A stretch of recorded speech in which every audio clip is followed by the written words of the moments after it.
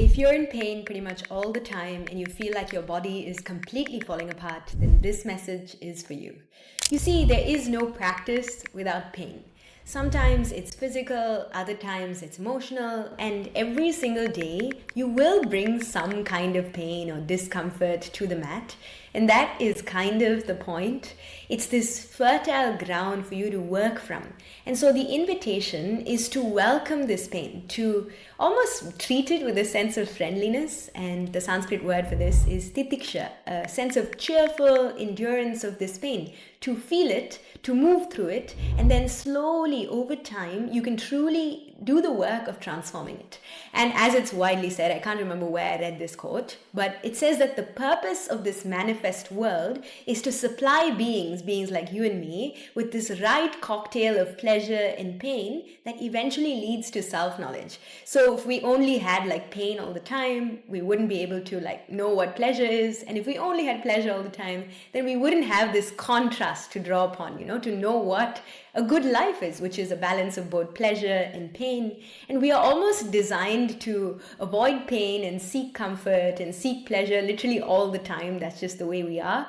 And that's the nature of our minds as well. But what if I told you that the pain isn't always something that you need to avoid, but rather something that you can understand, that you can meet with full presence and eventually possibly embrace it?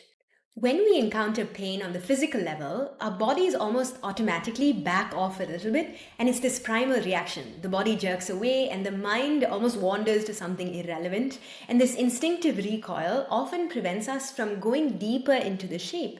And due to chronic pain and tension in one part of the body that we've been carrying for so long, this tension isn't just physical anymore.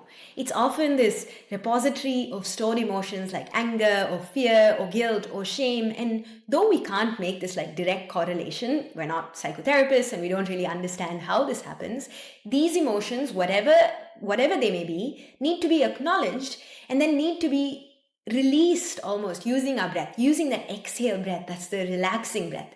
But in order to do that, the intensity of the sensation inside every posture that you're doing, it needs to be in like this tolerable level. You can't be in so much pain that you're overstretched and then your muscles will just act against you. And they have this protective mechanism for a reason. They prevent you from going to that point where you feel like you're going to hurt yourself. You've probably heard the phrase, no pain, no gain on some poster in some gym somewhere. But when it comes to a mindful practice like yoga, this couldn't be further from the truth. In fact, if you practice forcefully or you keep pushing through pain, it will only superimpose this new layer of subconscious imprints or samskaras that will create more suffering, that will bind you to your body more. And the goal of yoga is actually to decrease your identification, the way that you think of your body as just, this is me, this physical thing is me. But the goal of yoga is to identify with something beyond the body. But when we're in a lot of pain, or we practice through pain, or we're just forcing our body into some kind of shape that we want it to be, we're actually increasing this identification. And the ancient yogic texts offer this foundational principle, this sthira sukham asanam, which is a yoga sutra that's very, very famous. I'm sure you've heard of it before, but it translates into steadiness and ease. And even many yoga philosophers tell you that when you practice to the point where your field of perception is simply filled with pain, your mind will be distracted. And if your field of perception is filled with just pain, then you won't be able to practice in a way that eliminates pain, but rather causes more pain. So if you're in a posture and you're experiencing pain, you simply won't be at ease, won't be at this state of effortlessness to look beyond the posture. So if no pain, no gain doesn't apply here, then how do we navigate this sensation on the mat? Broadly, there are 3 types of unpleasant physical sensations that can occur when you're doing physical postures or asana. The first one is creative discomfort. This is the discomfort that comes from stretching the muscles or making them stronger during a challenging pose. Now, this is a healthy, productive sensation and you need to invite it in. However, it's crucial to distinguish pain from just muscle soreness or discomfort that arises. If the discomfort crosses the line into pain, especially if you feel it in like a joint, you feel it in a ligament, you feel it in a tendon, then you're very likely to injure yourself if you ignore that and just continue practicing. This is your cue to back off a little bit, to readjust the posture, or just not do it at all, and work from this more precise, careful, like observer mindset, so that you can return to this healthy zone of discomfort where you're actually just pushing yourself, but you're not injuring yourself. And you can only know this, and mostly you will know when something is wrong in your body much, much before your teacher actually will. So I want you just to pay attention to when you're in a posture and you're experiencing this kind of creative discomfort, and know when to label it as pain and when to label it as creativeness. So the next time you're in a posture and you notice yourself just going into the zone of creative discomfort, notice where the line is getting crossed into pain and where you can still stay in this juicy sweet spot of utilizing the practice for your growth. The next type is unnecessary pain. And this is the vast majority of pain that I see that people experience in their physical practice. Any pain that's felt in the joints, in the ligaments, in the tendons, or at the origins or the insertions of muscles is most certainly this unnecessary pain. It is completely avoidable and almost always due to faulty technique, that you haven't learned something correctly, you're misaligned in your body, or you just have a disturbed mind and you're going into your practice with this attitude of rushing or this attitude of trying to strive and find something, and that's often what creates this discomfort or this pain. And the causes are often really straightforward. It's either that you've just been inconsistent with your practice, which means like one day you're practicing to 100% of your capacity, and then the rest of the week there's pretty much no practice. And when you experience pain in your body, you're not, attending to it again. You just kind of quit and then you come back to it once a week. The second is that there's a real misalignment, which means that your form is off. So healing a damaged knee, for example, I've seen people, it takes lots of patience, lots of precision, lots of like changing the way that you even do the shape. And trust me, even like a 2-degree change in the way that you position your foot can make a whole lot of difference between feeling this sense of pain and using that as a mode to heal, to not aggravate it even more. And finally, it's that if you have a disturbed mind, when your mind is agitated, it can manifest as physical tension in your shoulders or pain in some part of the body. So maybe you've got to look at the other areas of your life and see what is actually causing this pain. And this type of pain will disappear in due time when you fix your postural alignment and you analyze it and you correct it with the help of a teacher. But if you keep practicing the wrong way without someone watching your practice, you could like inadvertently be engaging in this kind of like self-flagellations. You could be like, I was there because I used to be such a perfectionist, and that's kind of one of the traps of the ego. So it's just an indicator that something needs to change about your approach, and it is useful to get a teacher to kind of look at your postures and see, why am I still experiencing the shapes? Why am I still experiencing the pain? And then the third type of pain is this necessary karmic pain. This is the deepest and honestly the most challenging type of pain that you'll experience in your practice. And according to this theory, our past words, actions, and thoughts have basically created who we are today. And the way that our bodies feel, the limitations that we have, every single challenge that we face, in a way, it's almost like determined by our past. And whatever pain that we've created through our past actions must be experienced, must be felt either now, today, or sometime in the future based on what we're doing now. And according to yogic philosophy, once the seeds of our actions have been planted and they've sprouted and they kind of in our experience now, the karma that's associated with those actions, we can't really do much about it. All we can do is simply sit there and endure it and like be wet in the storm. And instead of fighting against it or rebelling against it, our attitude towards it is what matters. And if we can willingly accept it, not grudgingly, not pushing it away, but with a sense of acceptance, then that karma in a way is said to be like purified and released, instead of like caught again in this binding cycle of being in more pain and then superimposing our layer of like resistance on top of that pain. And this letting go process isn't complete without noticing, acknowledging, or feeling those accompanying painful sensations. And it can only stop, or it can only be finished if we consciously and willingly look at it. The karmic pain in an asana can't be removed by simple like anatomical inquiry or like working with the best teacher in the world or like finding this alignment correction and paying attention to every single detail. If you've done everything in your power to correct the posture, make sure that it's comfortable in your body, and the pain is still persistent, it might be this necessary karmic pain, something that you simply have to go through, something that you simply have to endure. And it's actually at this point that I see a lot of my Western students, they'll quit because it feels like they're unfairly treated, it's hard to accept, and I agree. It may not be that you need to necessarily resonate with this karmic philosophy to accept it, and it could be the end of your Ashtanga journey. But if you feel that way, like you haven't been able to make progress and you feel stuck and you feel like just stagnating, that is a sign that you might be enduring some kind of karmic pain. But if you are committed to yoga in general, not just yoga asana, and you're committed to the path of yoga, both the good times and the bad, you're there, you're willing to look at it, it doesn't matter if your practice becomes just breathing. It doesn't matter how your practice looks on the outside. There will be this intelligent commitment to the path itself, and that will guide you. And you must be able to identify whether the pain is avoidable in the sense that it's just faulty technique, or whether it was caused by some action that you did and it's just accumulated and it's fructifying now in your present moment. So what I can tell you is do everything that you can to perform the asanas correctly.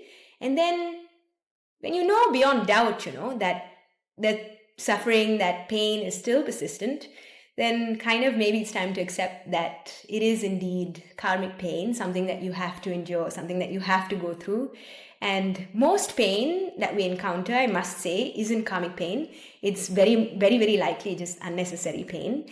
And when it comes to our asanas, that pain is almost often just an indicator that something is incorrect in our practice. And so work with a teacher, get guidance, because that's when you will really know if it's something that you're doing wrong or it's actually something that you have to go through. Now that we understand the 3 types of pain, let's turn to how to work with that pain through the practice of presence. Whenever we confront pain, our natural inclination is to look away, to turn to our very familiar, comfortable go-to escapes. We can rethink thoughts, we can numb with loud music, we can distract our senses, we can consume more, scroll more, eat more. You can keep going outwards into the world for more. But if we can catch that single moment, that impulse to move away from the sensation on the mat, like the pain that's coming up in the practice, then we are in control. We can come back to the senses. We can really give ourselves this tangible modality to be like, this is what I'm feeling right now. What I've learned is that acknowledging it is kind of the first step to releasing the stored emotion. And when physical tension holds emotional pain, we have to learn how to consciously breathe into it and release these areas. So this can then lead to emotional liberation, and in turn, whatever chronic pain we've been experiencing our whole lives, it can be released through a structure, through a container. But remember, breathing through a posture requires you to keep the stretch at an intensity where it doesn't feel extreme. It should be at a manageable intensity if you're going to look at it. Because if the stretch is too strong, then you're very capable of just hardening yourself because the muscles are literally there to protect you from going too deep into a stretch. And you could end up like numbing yourself further and not even being able to explore that territory anymore. So you need to stretch with compassion and with intelligence. And I think this is where it's so important to have a female Ashtanga teacher. There's not enough of us. And I say this with as much kindness to the male Ashtanga teachers who are doing wonderful work out there.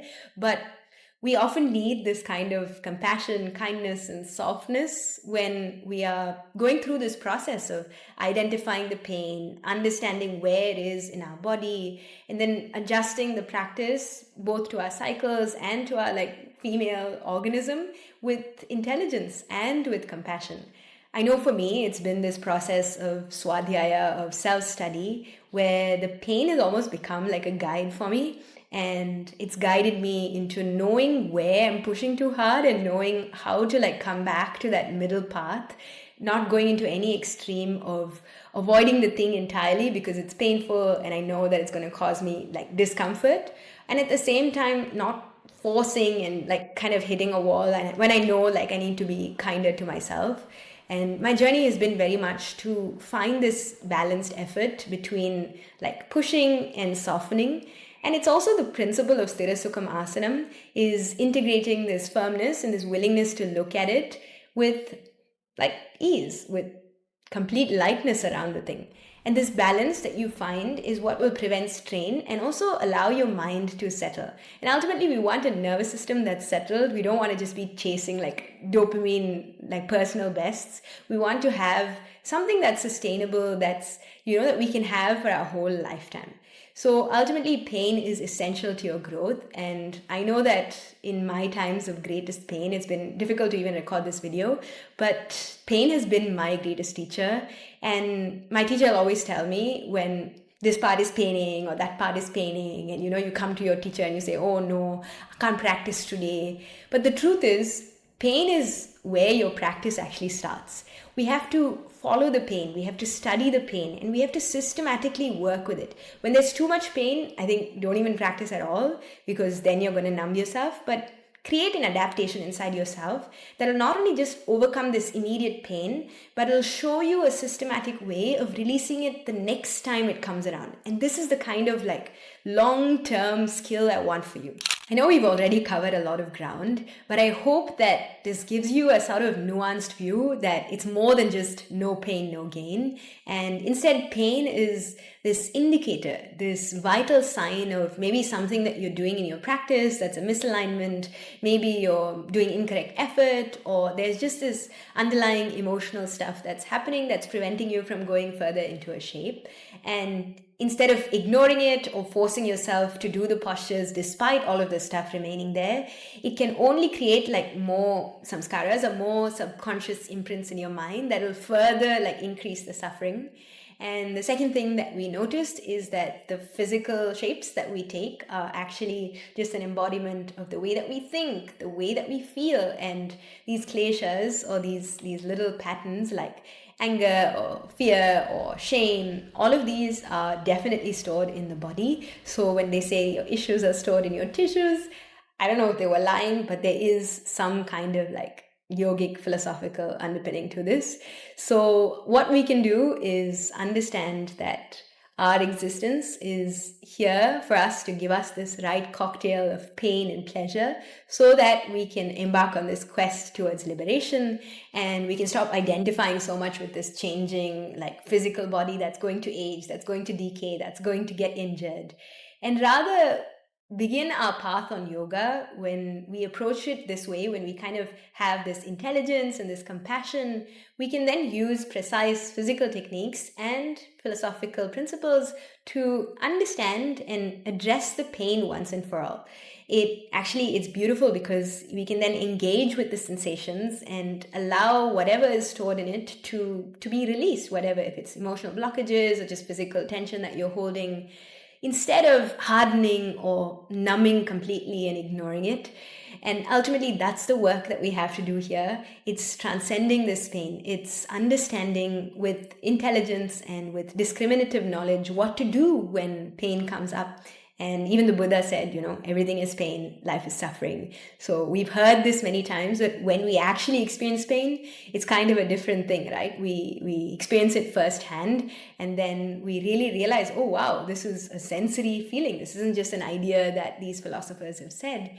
And what we can do is prevent future pain. There's a Yoga Sutra called Heyam Dukkham Anagatam, and it's basically translated as the pain that is yet to come, the pain that's going to come in the future. At least that pain we can avoid. We can't really do anything about the pain that's here, that's right now, that's a result of our past actions. But we can avoid future pain by interrupting this karmic cycle. We can do something by changing our reactions to the pain that's arising in our bodies here and now. And by correctly navigating that pain through community, through help, through like self-study, you can understand its deeper roots and you can remove it from the root. And this will only, after like a long period of time, it will lead you towards more physical ease in your body. You can walk around feeling lighter, you have more mental clarity. And this takes time, but that profound liberation that you're looking for is possible. It is definitely possible. So the next time you feel pain in your postures, on your mat, or in life, just simply pause. Instead of shrinking away or jerking away, which is your body's natural reaction, turn towards it with presence. Really ask yourself, Is this created discomfort? Is this unnecessary pain that I can correct with just a few things? Or is this necessary pain? Is this my karmic release? Listen to what that has to teach you, because that wisdom will really transform you. It's not just going to be like something that will transform your practice, it can transform your whole entire life. And that's where true freedom begins. I hope you enjoyed this video. If you're enjoying these videos, make sure to subscribe, hit the notification bell, and I look forward to seeing you in the next one.